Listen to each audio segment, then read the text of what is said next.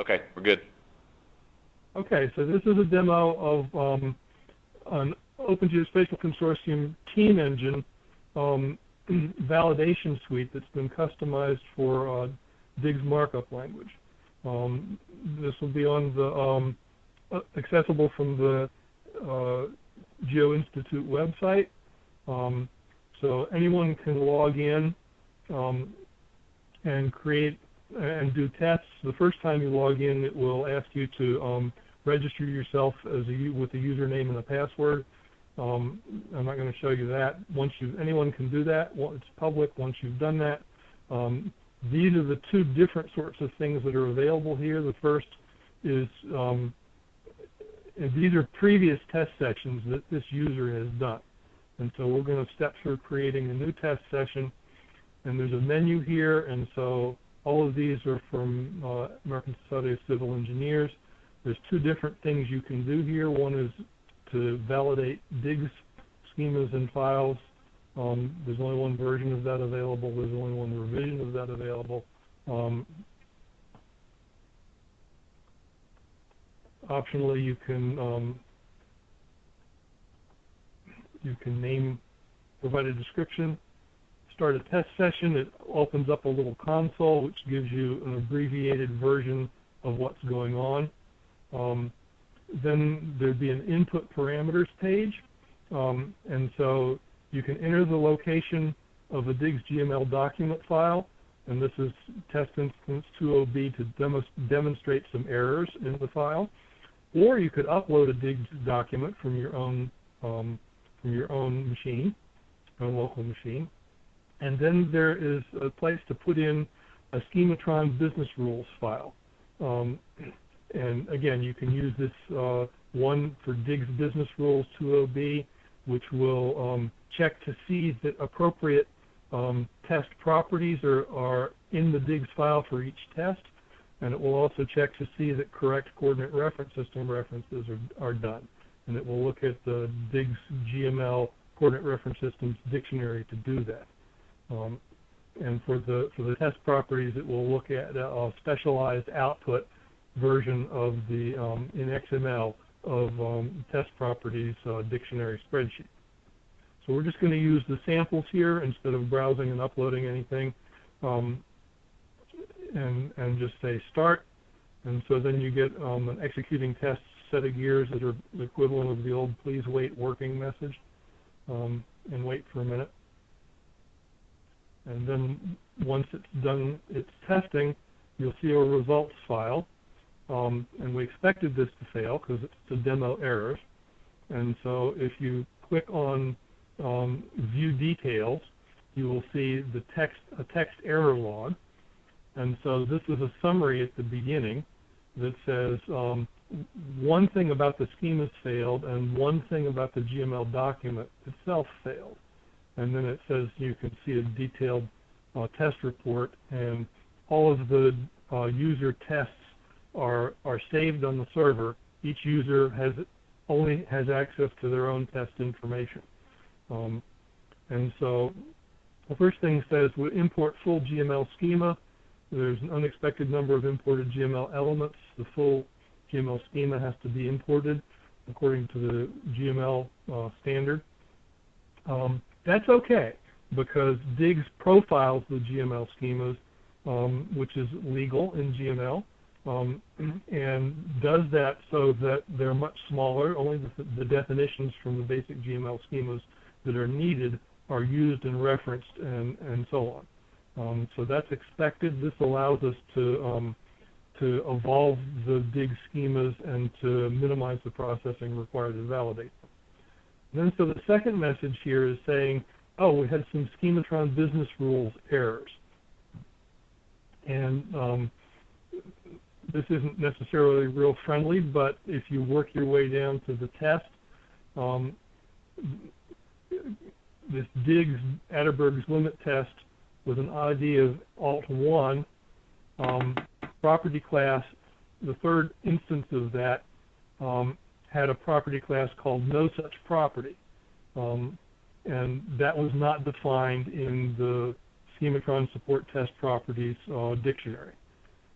So that was, illegal as something to use as a business rule, that was illegal to use in the document. And then the next test is saying that this modeling procedure with this ID is not supported, not defined in the test properties. So, it's an illegal test as opposed to a property. And then finally, the last one here is that this SRS name attribute value with the DIGS prefix, standard prefix, but then none such instead of an actual coordinate reference system's name for a particular point location has to be defined in the dictionary. So, this is just a way of testing against business rules that are defined in external files, testing an instance document that it conforms to the business rules. So there are also very fancy graphic summaries that are standard with the Team Engine. So it'll give you a test suite's overview and shows you what failed, passed, or what was skipped. Things are skipped for items that are not applicable to the instance document. So for example, GML application scheme is defining spatial topologies. Well, DIGS doesn't define any topologies, although that's something that you can do in GML. So all those tests were skipped. And so you can drill down from this page to see the details. And so here we see that the thing that failed was import full GML schema, which we saw from the previous error log, or we can see on the GML documents assertion area that there were three schema validation errors from Schematron. So that's the basic validator. We'll go back to the sessions list, and now you see there's another session. There's a separate log file for this user there. So now we'll create another session, and this one isn't really a test. This is really a utility, but given all of the support I already had in this test platform, this was the easiest way to build this for you all. So this is an XSLT utility.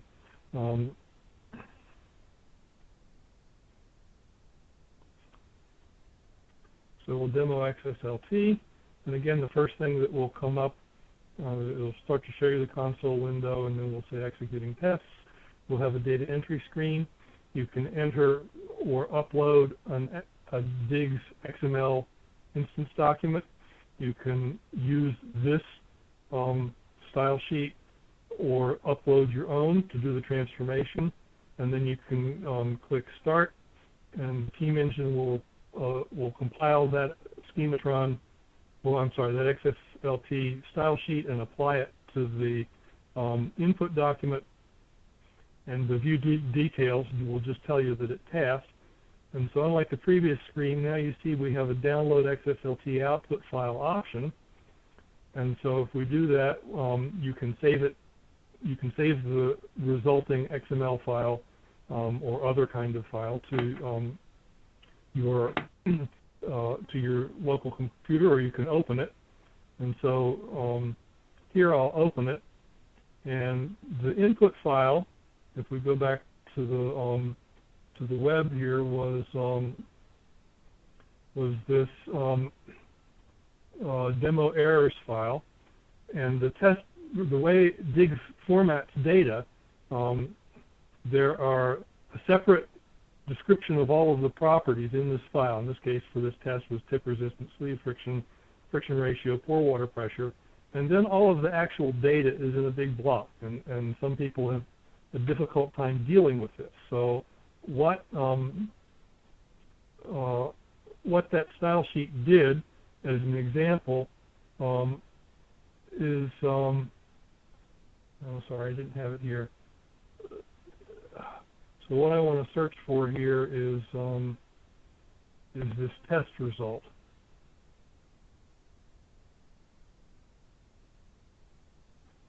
And so if I search the file we just downloaded for that test result, then you'll see that instead of having the properties described in one place and all the data somewhere else, we now have a much easier to understand test result that has a result set that are data records, and each record has the property and the data there together.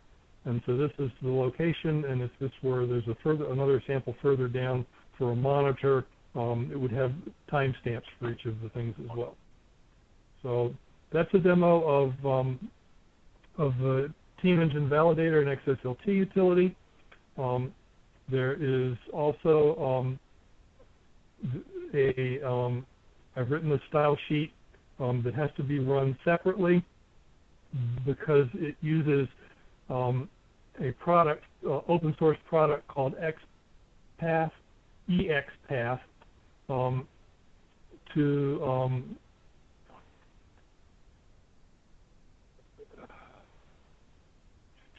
somewhere here, to make HTTP calls to a service. In this case, it's calling back to GeoServer in order to do coordinate reference system transformations. And so this is a sample of an HTTP GET request to GeoServer to reproject a point, and this is the resulting point. And so this style sheet that I wrote uses that same capability of GeoServer to convert coordinates in. This thing will read all of the digs files in a directory and produce a then make calls to GeoServer to convert coordinates, which is what it's doing now, slowly. And then it produces an output file, in this case called samplingfeatures.properties, and that's just a comma separated values file. And so the first line in it is the name of the fields, and then the other lines in it are data. And that GeoServer can use this as a geographic data store. And after you've done this, you copy the file over to GeoServer, and then in GeoServer,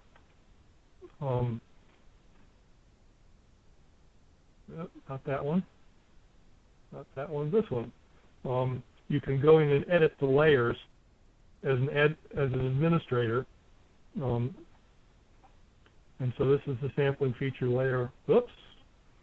So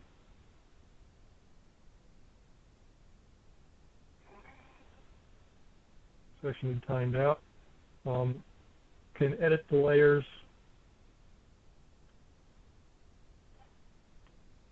And the thing you have to do if you make a change to this is then scroll down in here and update the bounding boxes. They won't change here because this hasn't, is just update the bounding boxes for all the data in that file and save it. And then either as administrator or not, GeoServer provides a way to preview the layers for the data that it has. And so for sampling features for this little sample file we have, we'll first look at it as KML and open it in Google Earth. And this will let you select the features just by clicking on place marks for them. And there isn't any other way you can select here.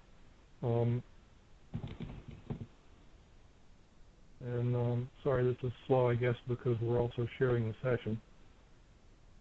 So we're fighting for bandwidth. So here you can see place marks for 4 different sampling features. And if you click on one of these, then the data from that little index file, samplingfeatures.properties, is displayed here as an HTML file, HTML table. And the file that it came from is here. Now, clicking on that in Google Earth doesn't help you because it just shows you all the text data with no tags. But you can copy the link and then go and open up another web browser window. And it's designed to set this up so that your web server can serve the document. So then here's the actual digs file that was associated with that index, and you can, if you want to download it and save it, you can. You can save the page to your local computer. So this gives the DOT a way to publish their geotechnical, geo-environmental information via digs, and it's basically free. All this is open source, and you know, the little utility I wrote is, you know, something that any infotech person can run. Where is that tool? Right now, this is just on my laptop, but you know, I'm going to give it to you, and I'm going to set up an web application archive file for GeoServer the way this is configured. So someone who, you know, a DOT has to install Apache Tomcat, they can install their local team engine, they can install this GeoServer customization, they have to also install the XPath software that I mentioned that does the coordinate transformation request. But having done those installs, then they have everything they need to have this same setup that I have here on my laptop. Now the other way you can view this is with OpenLayers, which is another open source project. It's an OGC Web Map Service client, and unfortunately, you don't get any background information, any background map layers on. And I'm sorry this is being slow, but this will show you the same points again, and if you click on them, produces the same sorts of HTML tables with all of the data about the sampling feature and the tests that were run for it. The advantage of this interface is that you can query against all of the data, and this could be, I think, you know, say 1,000 points. And so I've got a couple of in my notes here. So you can query geographically by a bounding box. So if we put in a bounding box information like this and apply it, you see the borehole information disappeared here because it's outside the bounding box, and we can reset it. Or another way, you can query against the information that's in that little sampling features.properties index file, not against everything that's in the basic digs file, but you've basically got the project and the sampling feature names and the tests and the properties to query against. But so if you want to just see projects that have something like a name, something like dam, you can do that, and then we're only left with this project. Let's try and click on it again, probably down here, and you can see that the reason we're finding that one is because the name is Test Project Dewey Dam. So that's why that matched like a dam. And so, you know, those are ways to serve digs data on the web once it's been created using tools like the one Roger demoed. This properties file approach does not scale well to large volumes of data. My recommendation to handle that until it becomes too painful, so painful that you're willing to pay for a real tool, real commercial tool, is to just segment the data. So a given state can segment it by county subdivision, by township, and so on. And then, well, our recording's getting pretty long, so we need to wrap. Okay, well, I'm done. I'm done. So then the issue just